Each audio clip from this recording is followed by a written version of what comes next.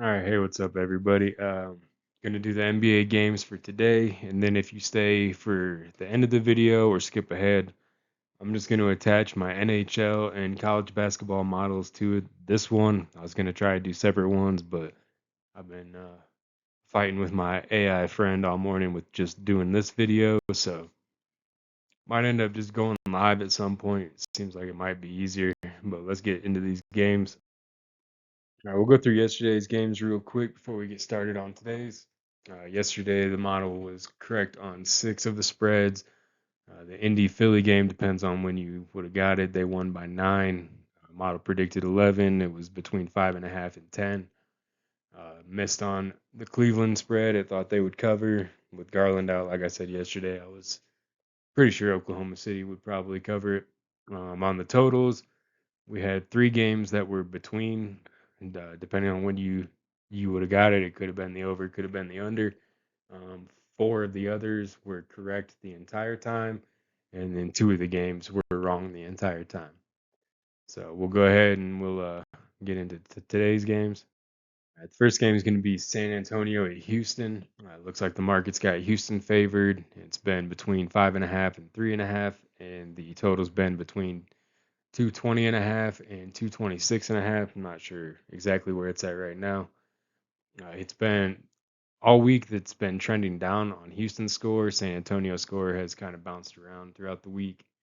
Um, Currently sitting at San Antonio 110 to Houston 108, so a one little over 1 point spread and about a 218 total. The strength is about 13% more in San Antonio's favor according to the model. I got the last 10 games up there. If you want to check out what they've been doing, the injuries, it looks like Devin Vassell still doubtful. Terry Eason is questionable, and they got Steven Adams out today. So that's a big hit to rebounding for sure on the Houston bench side.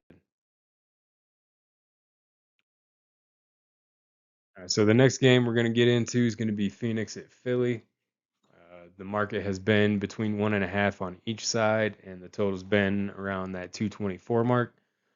The model likes Philly to win and win pretty comfortably. It's got a 8.5 point favorite. It's actually been between 6.5 and 8.5 pretty much all week long. Very steady. Same with the total, very steady. 224.5 to 226.5. So it's liking it a little bit on the overside, and it likes Philly to cover the spread or to win outright. Looks like Embiid is out though. Big hit. The model's not going to have the injuries in there, so you're going to want to kind of put that in there. And the Suns look like they're going to have Jalen Green available today for the first time in quite a while.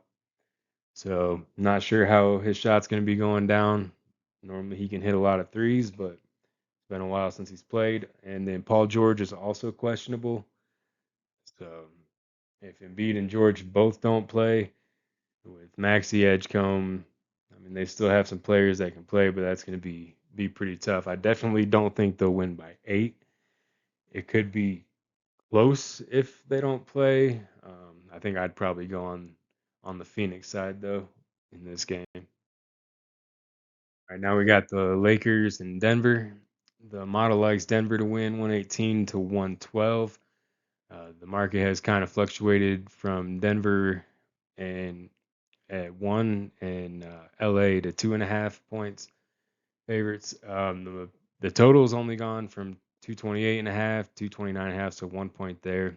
From the model graph, it looks like it's actually fluctuated more on the totals than it has on the spreads. Um, the spread's grown gradually, but the totals bounced up and down a little bit more. So the spread's gone from Denver 1 point to Denver 5.5 points today, and the total's gone 226 up to 238 back to 230. So a lot of that's going to be the LA injuries, who's playing, who's not. They sat Luca at least one game that I can remember. So I got the last 10 games there for both teams. On this game, let's see what we got for the injuries. So Reeves is still out for LA, but it looks like everybody else is playing. I got Gordon, Murray, and Hardaway probable. Christian Brown back out. Jokic still out. Cam Johnson still out. So Denver's still pretty banged up, but they've been playing pretty well there without Jokic for a while, without Valanciunas or however you say his name. So Denver's looking pretty good. I think the total is probably where I would go on this one. The model's already on the over, and since LA's been looking pretty healthy, I think that, and it looks like Denver will have most of their big pieces, including 3-point shooters. I think I would probably lean over more than picking a side on this game. All right, so we got Toronto at Golden State tonight. Golden State played last night, and they lost Jimmy Butler for the rest of the season with his torn ACL. That is obviously going to be the biggest piece of information that's missing from this model. Before that, it was pretty comfortable. It was looking confident right there on the spread. Not too much fluctuation, 6 to 8 points, and 223 to 227 total. So I would just look at how you think that losing Jimmy Butler is going to affect Golden State. Looks like Toronto is still missing RJ Barrett. Like I said yesterday, when they don't have him, or 2 days ago, when they don't have him, they struggle. They struggle a lot. Losing record compared to winning record comfortably. So everyone else looks pretty good. They got some big men out, and looks like Golden State has Green probable. So I think I would still lean Golden State, even being on the back of a or second day of a back to back. They're still at home. Toronto without Barrett, I wouldn't really trust it. Or else I would probably go on the underside. Model already likes the under. I guess I don't I don't know. I was gonna say losing Butler might bring the scoring down, but you never know who's gonna take his place and if they're gonna get hot. So I don't think I would really like the total. I would probably lean Golden State, at least on the money line here. All right, so now we got Minnesota and Utah. The model has Minnesota winning 126 to 119. Spreads kind of fluctuate a little bit, but I think a lot of that is from when Anthony Edwards was out last week and Gobert had missed that one game.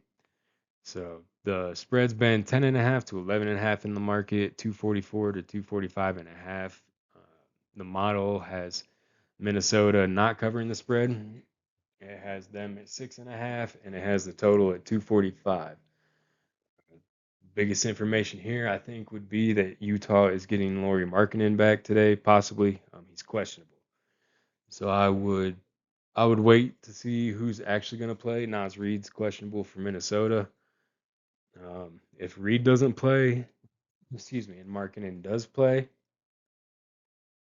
then I think that perhaps Utah covers the spread. If Markkanen doesn't play and Reid plays, I'm quite sure Minnesota will probably cover it. They have pretty good defense, and Utah's already been struggling. Keontae George did have a better game again. He had got some down games there for a little bit, and then they are back at home, so some boost there for him at least. The total's been pretty confident. Like I said, there's been a little bit of fluctuation, especially on that day two, day three, but it's come right back together. And it's been 241 to 245 all week, sitting at 245 today.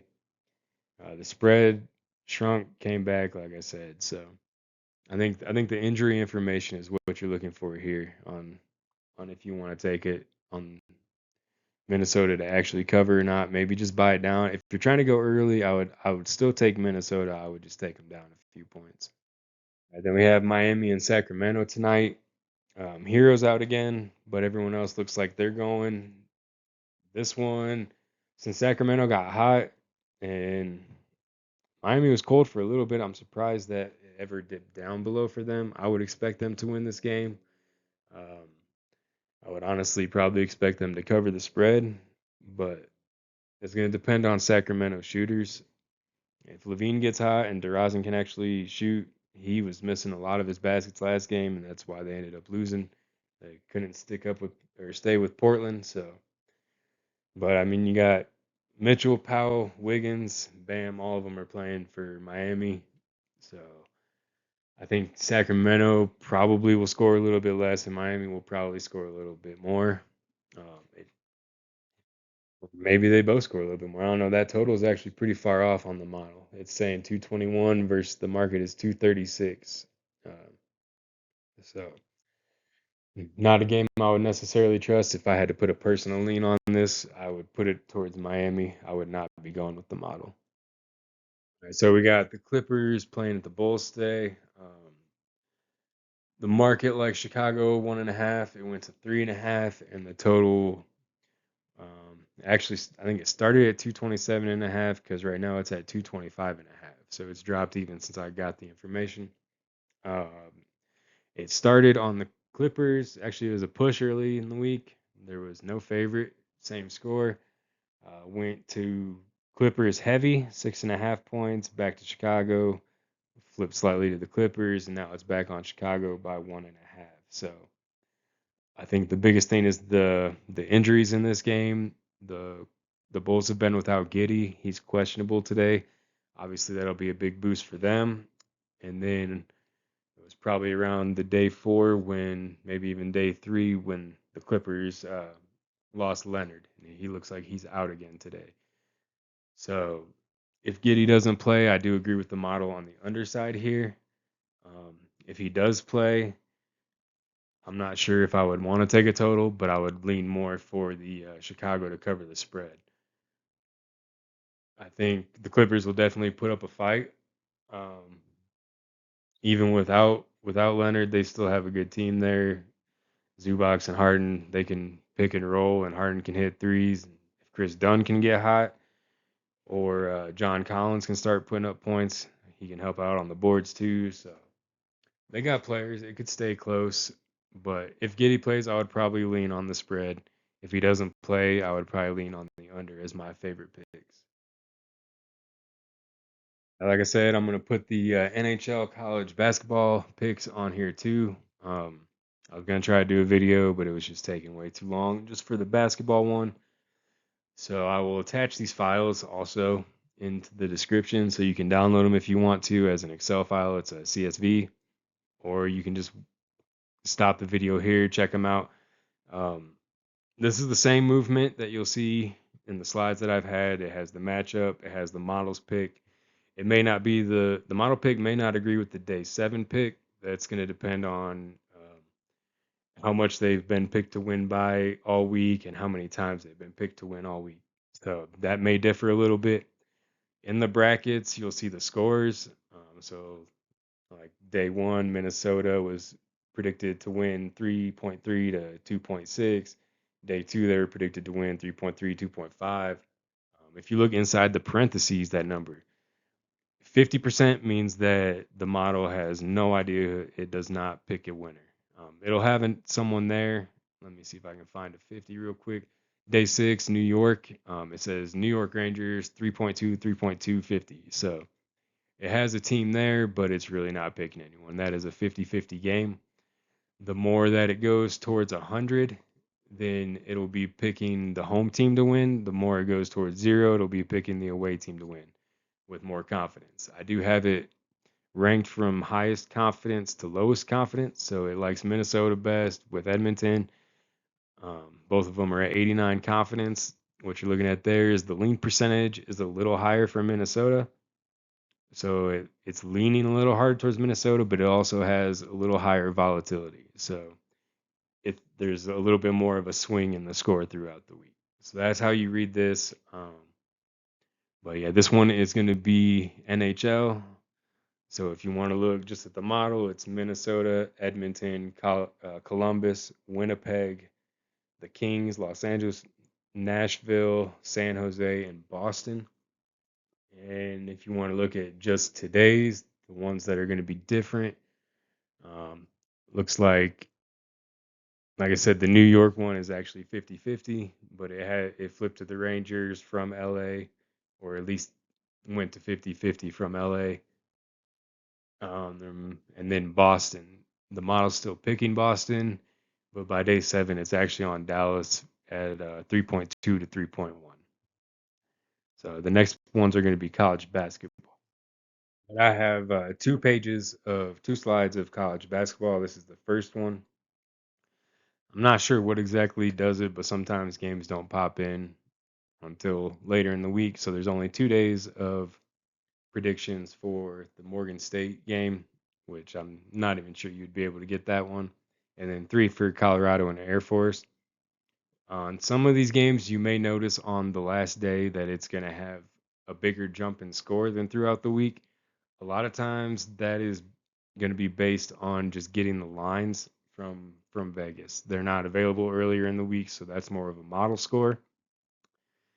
Um, I try if I see a big gap like that, that's one that I try to inspect a little more. Really, I try to go for ones that are more consistent throughout because then the line did not affect what the model thought. Um, but especially with college basketball, the lines can be a big help in actually flipping to the correct winner too. So here's the first page. Again, confidence, most confident from the model down to the least confident. And then you'll have the lean percentage, the volatility of the model, and then the number of times it flipped from um, one team to the other. Then the tier is going to be the confidence. So obviously, the higher confidence, the high tier. But I have them sorted, so you don't really got to worry about that. Let me go to the next page for you. So I don't. This isn't all of the games. There are other games that aren't on here. If you want to know another game, let me know. Like I said, I'm going to attach the files too, so you should be able to grab it from there. This goes down to 22% confidence though. So these are some of these games are not ones that the model is very confident. As you can see, the top 3 are still medium confidence, medium tier. Everything else is low confidence. So the lean percentage is lower. Um, and then a lot of times it's just really close predicted games. So if they're in this category, this is one where you might want to check out an underdog that you like. If they're having a spread that you think might be too big, that's where I would check it out. I wouldn't base anything that you do off of just these models, though. There's tons of stuff that information could be missing or whatever. Just like I said, injuries aren't in there is the biggest one. So if you know of any team with a big injury, you'll want to try to factor that into the score. It's not already factored in there for you. Now, if you have any questions, let me know, and good luck out there.